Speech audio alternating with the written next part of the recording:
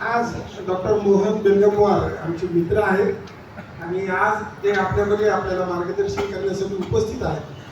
त्यांनी मुद्दा म्हणून आपल्याशी संवाद साधण्यासाठी आपला परिचय होण्यासाठी मला या ठिकाणी आमंत्रित केलं. त्याबद्दल सर्वप्रथम मी त्यांचे आभार व्यक्त करतो आणि आपल्या सर्वांचे आभार व्यक्त करतो की आपण सर्वजण या संवादासाठी या ठिकाणी उपस्थित आहात.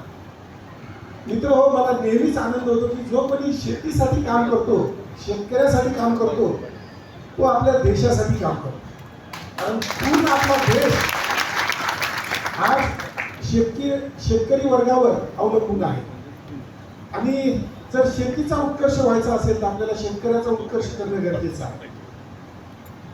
आपल्या सगळ्यांचा विषय किंवा आपण सगळ्यांनी अनेक परिस्थितीमध्ये अनुभव जे घेतलेले आहेत त्यामध्ये आपल्याला एक लक्षात आलं असेल की आताच्या शेती पद्धतीमध्ये जर बदल करायचे असतील, फार मोठं काही भाषण करणार नाही, सगळं सर सांगतीलच किंवा सांगतच आहेत आणि आपण वेळोवेळी ऐकतात.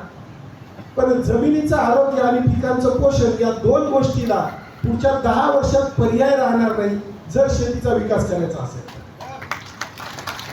आज जागतिक स्तरावर खूप मोठ्या प्रमाणात प्रयत्न चालू आहेत 2010 पासून की आपल्या जमिनीचं आरोग्य निश्चित केलं पाहिजे, चांगलं केलं पाहिजे आणि जमीन ही समृद्ध आणि सशक्त केली पाहिजे. जोपर्यंत जमीन सशक्त आणि समृद्ध होणार नाही तोपर्यंत आपलं पीक किंवा आपण जे काही फळझाडं किंवा आपण जे काही उत्पादन घेत आहोत हे आपल्याला आरोग्यदायी किंवा सशक्त आणि समृद्ध भेटणार. आज जगामध्ये आलेल्या अडचणींमध्ये सगळ्यात महत्त्वाचं जर काय असेल तर आपण जे आहार घेत आहोत या आहारामध्ये असलेल्या अनेक घटकांच्या कमतरता ज्यामुळे आपण देखील त्यामध्ये सफर होत आहोत.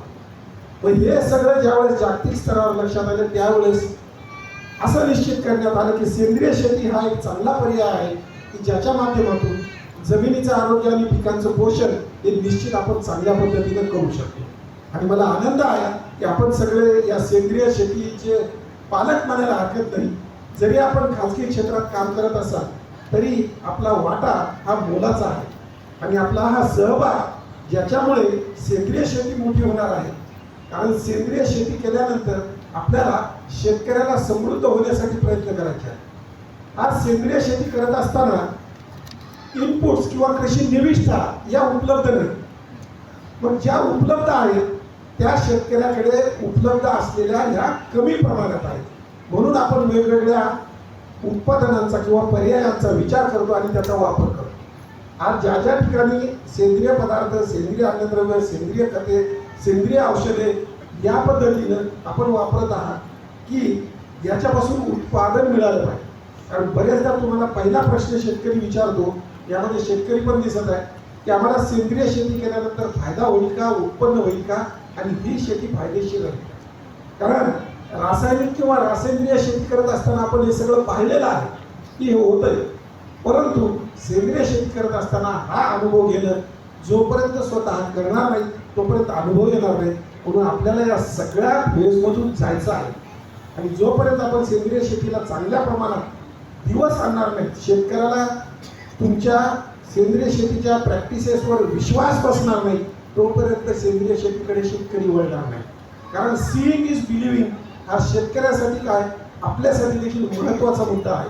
जोपर्यंत शेतकरी अनुभव घेणार नाही तोपर्यंत तो या मार्गाने वळणार नाही. आणि या मार्गाने वळण्यासाठी तुम्ही दूत म्हणून काम करता, म्हणजे तुम्ही सेंद्रिय शेतीचे दूत आहात. माध्यम जरी वेगळं असलं तरी आज तुम्ही सेंद्रिय शेतीसाठी काम करत आहात आणि शेतकऱ्याच्या उत्कर्षासाठी तुम्ही काम करत आहात. सर्वप्रथम मी सगळ्यांचं अभिनंदन करतो आणि आपलं कौतुकही या ठिकाणी करतो की आपण खूप मोठी मिशन चळवळ जी भारतीय स्तरावर, जागतिक स्तरावर राबवल्या जाणार आहे त्याचा एक महत्त्वाचा भाग म्हणून आपण काम करता. मला या ठिकाणी बोलवलं, माझे 2 शब्द ऐकून घेतले त्याबद्दल आपले सर्वांचे आणि डॉक्टर मोहन बेलगमवार सरांचे मी आभार व्यक्त करतो आणि इथंच थांबतो. धन्यवाद.